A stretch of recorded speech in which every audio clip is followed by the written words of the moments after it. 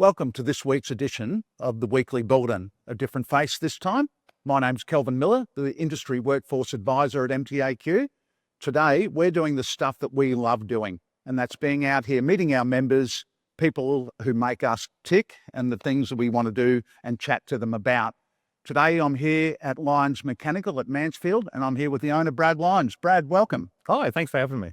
Pleasure to have you. Now, I've spoken to you, Brad, but I'm going to ask a couple of questions because this is really interesting. Part of my role is about workforce planning and workforce succession planning.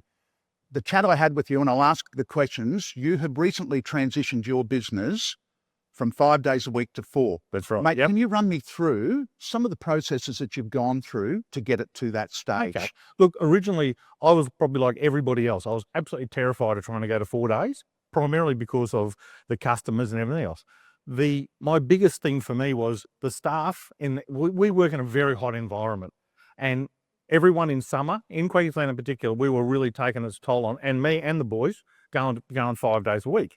So with the thought of going 4 days a week, I thought, okay, we can extend our hours, we can get a little bit cooler, we miss a bit of the traffic getting to work. There was a lot of positives for it. I was really terrified what we're going to lose with the customers. Yeah. So what we did to transition, originally we went to early finish Fridays. We brought our finish time up on a Friday to 1 o'clock. So that made us a shorter working, like we got our 38 hours out by 1 o'clock on a Friday. Right. Then that seemed to change the customer dynamic of people picking cars up, booking cars in. So then we did that for 6 months. And then after that, we dropped to 9-day fortnights and a little bit back longer on that Friday. And look, it was funny because our Fridays then became not a very important day. So by the time we did another 6 months of that, we managed to change it to being just straight to the 4-day week. So we did 6 months of earlies, 6 months and 9 days, and then we went straight to 4 days. Right. Your customers, how did they accept the change? It's funny because quite a few at the time commented, wow, you must be doing well, you must be doing this. But when people understand that you're doing the longer days and what you're actually achieving, yeah, they really appreciate it. And when they understand what we're trying to achieve with the staff or the team and everyone else up there, it works nice. Yeah, sure. Staff, what do they think of it? I would imagine, I think I know the answer, but tell me, what's the comments from them? 6 months into the 4-day week, I did a little questionnaire for everyone, how they felt about it, what they wanted to do. And there was absolutely no choice that we were ever going to go back to 5-day week.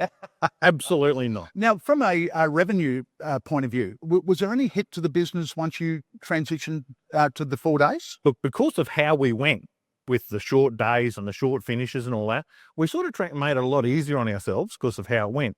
But when we went to the proper 4-day weeks, yes, I definitely did notice for the first few months that it was a little bit tighter. Things probably weren't flowing as good as it should have. Right. But we actually spoke to our suppliers, and one of them opened up a little bit earlier so we can get, and we just, look, the workshop, the boss and myself and Jamie and that, we just had to be a little bit more organised on parts for the next morning, what jobs we had on, and virtually our customers started earlier stuff. Yeah. Right. And it just made it work better. Yeah. And now, definitely no difference. If not, I actually would have to say we're probably doing better now. 6 months, 8 months into it, we're doing better now in 4 days than what we were as 5. That's amazing. Yeah. So the workforce plan is to continue on and do that. Now, one other thing I want to talk to very briefly. Yep. I noticed as we walked in here, your staff are all wearing the Trademark shirt. Absolutely. Which is a initiative we had with, as you know, with MPAQ and Trademark. Tell me what the thoughts are around that. Look, the Trademark thing, I'm a big one on the mental health, especially for the young guys here, because they're all doing different bits and pieces, and I don't think they get the support that they used to around the place. Obviously, we're very, very active on that side of things. The Trademark thing, obviously now we don't work Fridays. Yes. So we can't do the Friday work clothes thing, so we've changed it to talk about Tuesday. So all our boys wear their clothes, including Bryn, the girls in the office, they all wear Trademark stuff on Tuesdays just to try and bring it for the forefront. Yeah, fantastic. Big supporter. I think it's a wonderful thing. It's a great initiative.